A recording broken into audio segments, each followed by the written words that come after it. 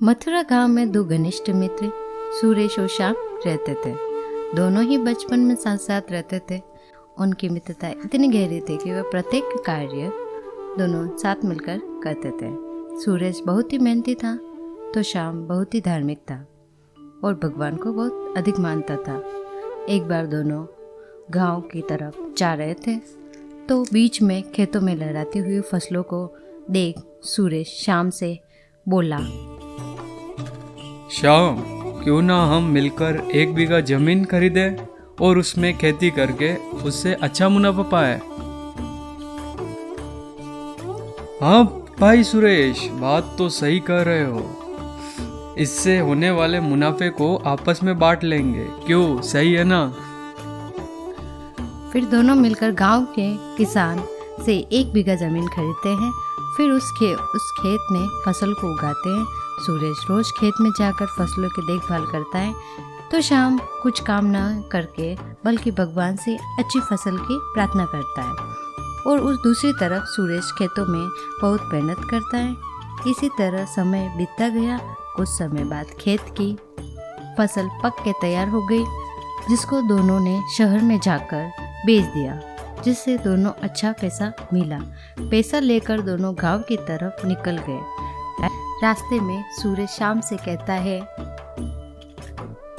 देख भाई श्याम, इस धन का ज्यादा हिस्सा मुझे मिलना चाहिए, क्योंकि मैंने अकेले ही खेत में जाकर ज्यादा मेहनत की है। नहीं सुरेश, धन का तुमसे ज्यादा हिस्सा मुझे मिलना चाहिए, क्योंकि मैंने भगवान से इसकी प्रार्थना की, तभी हमको सबसे अच्छी फसल हुई है। हाँ, भगवान के बिना कुछ नहीं होता है सुरेश, एक पेड़ का पत्ता भी नहीं हिलता है। हाँ। ऐसे ही दोनों के बीच में धन के बंटवारे को लेकर बहस होने लगी। फिर दोनों गांव के मुखिया के पास जाने का फैसला करते हैं। मुखिया ने दोनों की बात सुनी और दोनों को 1-1 बोरी चावल का दिया, जिसमें कंकड़ मिले हुए थे। मुखिया ने कहा, सुरेश और श्याम, दोनों को मैं ये चावल के बोरे दे रहा हूँ। इस चावल में कंकड़ मिले हुए हैं। जो भी मुझे कल ये चावल और कंकड़ को अलग करके देगा, वही धन का ज्यादा हिस्से पाने का उत्तरदायी होगा। दोनों चावल के बोरे को अपने अपने घर ले गए। सुरेश ने रात भर जागकर चावल और कंकड़ को अलग किया, लेकिन शाम चावल के बोरे को भगवान के भरोसे छोड़ देता है और प्रार्थना करता है, शाम, चावल में से कंकड़ अलग कर दो भगवान, चावल में से कंकड़ अलग कर दो भगवान, हे भगवान, तेरा ही आसरा है। अगले दिन सुबह सुरेश ने सारे चावल को रात भर जाकर साफ कर दिए और शाम जैसा चावल का बोरा ले गया था वैसा ही वापस लेके आया। श्याम, क्या बात है, तूने चावल में से कंकड़ को अलग नहीं किया? नहीं मुखिया जी, चावल में से कंकड़ साफ हो गए हैं, वो भी बिना बोरे को खोले। सब भगवान की माया है।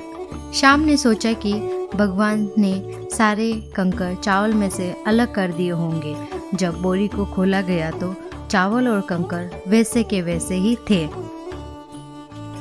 श्याम, भगवान भी तभी सहायता करते हैं जब तुम मेहनत करते हो। मुखिया ने धन का ज्यादा हिस्सा सुरेश को दिया। श्याम भी सुरेश के साथ खेत पर काम करने लगा, जिससे खेतों में पहले के मुकाबले फसल भी अच्छी हुई, जिससे मिले हुए धन को दोनों ने बराबर बांट दिया।